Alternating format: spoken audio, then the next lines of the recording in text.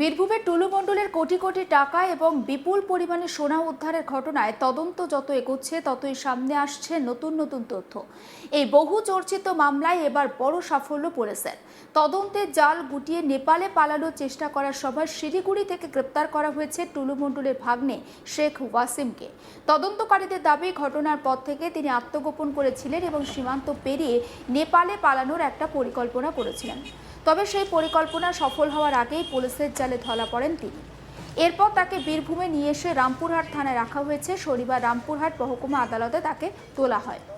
সম্প্রতি বীরভূম জেলার মোহাম্মদবাজার থানার দেউচা গ্রামের বাসিন্দা মিনার মণ্ডলের বাড়িতে অভিযান চালিয়ে বিপুল পরিমাণে নগদ টাকা আর সোনা উদ্ধার করে পুলিশ। উদ্ধার হওয়া নগদের পরিমাণ প্রায় 28,50,00,000 টাকা। পাশাপাশি উদ্ধার হয় প্রায় 15 কেজি সোনা। এত বিপুল পরিমাণে নগদ অর্থ ও সোনা উদ্ধারের ঘটনায় শুধু বীরভূম নয়, গোটা রাজ্যেই একটা চাঞ্চল্যের সৃষ্টি হয়েছে। কিভাবে এত বিপুল সম্পদ ওই বাড়িতে এলো, তার উৎস কী এবং এর সঙ্গে কারা জড়িত, এই প্রশ্নের উত্তর খুঁজতেই তদন্ত শুরু করে বীরভূম জেলা পুলিশ।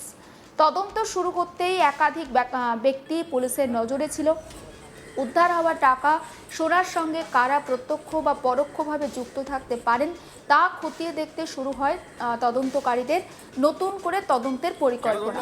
আর সেই তদন্তেই উঠে আসে টুলু মণ্ডলের পরিবারের একাধিক সদস্যের নাম। তদন্তের অগ্রগতির সঙ্গে সঙ্গে টুলু মণ্ডলের ভাগ্নে শেখ ওয়াসিমের ভূমিকা সম্পর্কেও তথ্য সংগ্রহ করতে শুরু করে পুলিশ। পুলিশ সূত্রে জানা গিয়েছে, শেখ ওয়াসিম ঘটনার পর থেকে আর নিজের পরিচিত এলাকায় ছিলেন না। তার অবস্থান সম্পর্কে তথ্য সংগ্রহের জন্য এলাকায় একাধিক সূত্রে নজরদারি চালানো হয়।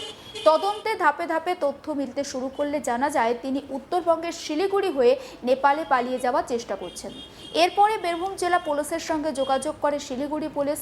যৌথ তৎপরতায় শিলিগুড়ি থেকে শেখ ওয়াসিমকে গ্রেপ্তার করা হয়। পুলিশের দাবি, সীমান্ত পেরিয়ে বিদেশে চলে গেলে তদন্তে বড়সড় বাধা তৈরি হতে পারত, আর সেই সম্ভাবনা মাথায় রেখে দ্রুত পদক্ষেপ করা হয়। শেষ পর্যন্ত নেপালে পালানোর আগে শেখ ওয়াসিমকে আটক করতে সক্ষম হয় পুলিশ। গ্রেপ্তারের পর সমস্ত আইনি প্রক্রিয়া মেনে তাকে বীরভূমে নিয়ে আসা হয়। বীরভূমে আনার পর প্রথমে শেখ ওয়াসিমকে রামপুরহাট থানায় রাখা হয়। সেখানে তাকে জিজ্ঞাসাবাদ করেন তদন্তকারী আধিকারিকরা। উদ্ধার হওয়া বিপুল অর্থ আর সোনার উৎস, কারা এর সঙ্গে যুক্ত, এই ঘটনার নেপথ্যে আরও কারো ভূমিকা রয়েছে কিনা তা জানার চেষ্টা চলছে বলে পুলিশ সূত্রে খবর। তদন্তকারীরা মনে করছেন শেখ ওয়াসিমের কাছ থেকে গুরুত্বপূর্ণ তথ্য মিলতে পারে, তাই এই মামলার তদন্তকে হয়তো অনেকটা এগিয়ে নিয়ে যেতে সাহায্য করবে। শনিবার ধৃত শেখ ওয়াসিমকে রামপুরহাট মহকুমা আদালতে পেশ করা হয়। তদন্তের স্বার্থে প্রয়োজনীয় আইনি পদক্ষেপ গ্রহণ করে পুলিশ। আদালতের নির্দেশ অনুযায়ী পরবর্তী তদন্ত এগিয়ে নিয়ে যাওয়া হবে বলেও জানা গিয়েছে। এ বিষয়ে আইনজীবী ঠিক কি বলছেন, আসুন শোনাই আপনাদের। অ্যাকচুয়ালি গত 25/9/2025 কনসার্ন রামপুরহাট 1 বিএলআরওর এন্ড থেকে একটা ইনফরমেশন লজ হয় রামপুরহাট থানাতে। তো এর আগে প্রিটেক্সটা যদি দেখা হয় যে সাব ডিভিশনাল ম্যাজিস্ট্রেটের কাছে কিছু কমপ্লেন সাবমিট হয়েছিল এবং on the basis of the complain concern revenue officer ওই জায়গায় স্পট ভেরিফিকেশন করেছিল, অর্থাৎ ফিজিক্যাল ইন্সপেকশন করেছিল। তো ইন্সপেকশন করার পর এটা ট্রান্সফার করে কি ওই এরিয়ায় কিছু ইললিগেল স্টোন মাইনিং এর এবং এক্সকাভেশনের কাজকর্ম চলেছে। তো তার পরিপ্রেক্ষিতে দেন বিএলআরও রামপুরহাট 1 এবং স্থানীয় গ্রাম পঞ্চায়েতের কিছু ব্যক্তিরও বক্তব্য নেওয়া হয়েছিল। তো সব জায়গা থেকে যেহেতু পজিটিভ বা অ্যাফার্মেটিভ একটা রিপোর্ট উঠে আসে, তো একটা ইনফরমেশন লজ হয় রামপুরহাট থানায় এবং কনসার্ন যে সেকশনগুলো ইনক্লুডিং মাইন্স অ্যান্ড মিনারেলস অ্যাক্টের সেকশন ছিল এগেনস্ট আননোন অ্যাকিউজ পারসন।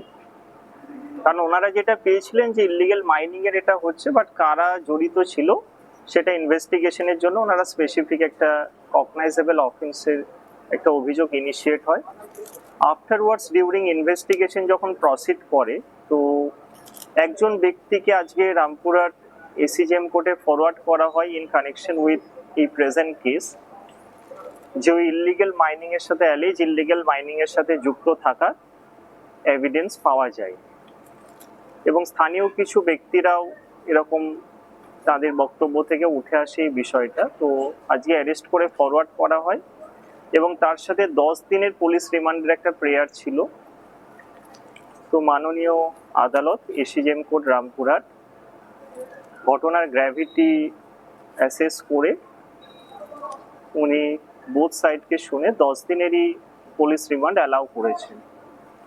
তো যে গ্রাউন্ডগুলোর কারণে পুলিশ রিমান্ডে প্রেয়ার প্লেস করা হয়েছিল যে অ্যাকচুয়ালি এটা তো একটা সিন্ডিকেট ক্রাইম, তো আরও অনেক ব্যক্তি যারা এই ঘটনার সাথে যুক্ত ছিল তো সেগুলো বেরিয়ে আসার সম্ভাবনা আছে এবং তারা কিভাবে এই কাজগুলো করেছেন, reconstruction of the scene of crime, this are the reason. তো ফার্দার ইনভেস্টিগেশনে আরো ডিটেলস উঠে আসবে। তো এই হচ্ছে আজকের ডেভেলপমেন্ট। এর বাড়ি কোথায়? এর বাড়ি হচ্ছে শিউরি চুরিপাড়া। যাকে ধরা হয়েছে তার কি নাম? তার নাম হচ্ছে শেখ ওয়াসিম। পাথর ব্যবসায়ী টুলু মন্ডলের সাথে কোনো যোগাযোগ বা কোনো সম্পর্ক? বেসিক্যালি ইনভেস্টিগেশনে যতটুকু এভিডেন্স আমাদের কাছে আছে তাতে ওই ধরনের কিছু কানেকশন এখনো পর্যন্ত কিছু আসেনি। এই কেস কানেকশনে পার্টিকুলারলি বলতে গেলে সেরকম কিছু আসে। যাকে ধরা হয়েছে সে কি পালাবার চেষ্টা করছিল? হ্যাঁ, বেসিক্যালি কিছুটা হলেও সেরকমের স্মেল উঠে আসছে, কারণ তাকে অ্যারেস্ট করা হয়েছে আজকে ভোর রাত্রিতে দার্জিলিং ডিস্ট্রিক্টের সদর পুলিশ স্টেশনের আন্ডারে একটা চক বাজার বলে একটা জায়গা থেকে তাকে রামপুরহাট থানার পুলিশ অ্যারেস্ট করে। এদিকে কোটি কোটি টাকার সোনা উদ্ধারের ঘটনাকে কেন্দ্র করে এখনো পর্যন্ত জোর চর্চা চলছে রাজনৈতিক আর প্রশাসনিক মহলে। এত বিপুল পরিমাণের নগদ অর্থ ও মূল্যবান ধাতু কিভাবে একটি বাড়িতে মজুদ ছিল তা নিয়ে নানান প্রশ্ন উঠেছে। এই সম্পদের প্রকৃত মালিক কে, এর উৎস বৈধ না অবৈধ এবং এই ঘটনার সঙ্গে কোনো বড় চক্র জড়িত কিনা এসব দিক খতিয়ে দেখছেন তদন্তকারীরা। পুলিশ সূত্রে দাবি এই মামলায় এখনও তদন্ত শেষ হয়নি, বরং শেখ ওয়াসিমের গ্রেপ্তারের পর তদন্তের নতুন দিক উন্মোচিত হতে পারে। তার কাছ থেকে পাওয়া তথ্যের ভিত্তিতে আরও কয়েকজনকে হয়তো জিজ্ঞাসাবাদ করা যেতে পারে বলেও ইঙ্গিত মিলেছে।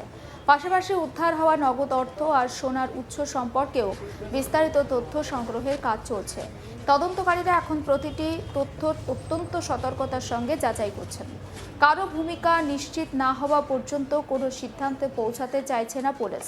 তবে শেখ ওয়াসিমের গ্রেপ্তারিকে এই বহু চর্চিত মামলার তদন্তে একটি গুরুত্বপূর্ণ অগ্রগতি হিসাবে দেখছেন তদন্তকারী আধিকারিকরা। এখন নজর আদালতের পূর্ববর্তী নির্দেশ এবং পুলিশের তদন্তের দিকে। শেখ ওয়াসিমকে জিজ্ঞাসাবাদ করে আর কি কি তথ্য সামনে আসে, কোটি কোটি টাকার বিপুল পরিমাণ সোনা উদ্ধারের এই ঘটনায় আর কারো নাম জড়িয়ে পড়ে কিনা সেদিকেও তাকিয়ে রয়েছে প্রত্যেকে। আপনারা জানেন যে টুলু মণ্ডল তার গ্রেপ্তার এবং তার কোটি কোটি সম্পত্তি রীতিমধ্যে হদিশ পাওয়া গিয়েছে। নগদ টাকা উদ্ধার থেকে শুরু করে তার বিপুল সম্পত্তি রীতিমধ্যেই সেই সম্পত্তি বৈধ না অবৈধ সেটাও খতিয়ে দেখার চেষ্টা চলছে পুলিশের তরফে। সমস্ত আপডেট পৌঁছে দেবো আপনাদের কাছে। নজর থাকুক আজ তাক বাংলায়, সাবস্ক্রাইব করতে ভুলবেন না।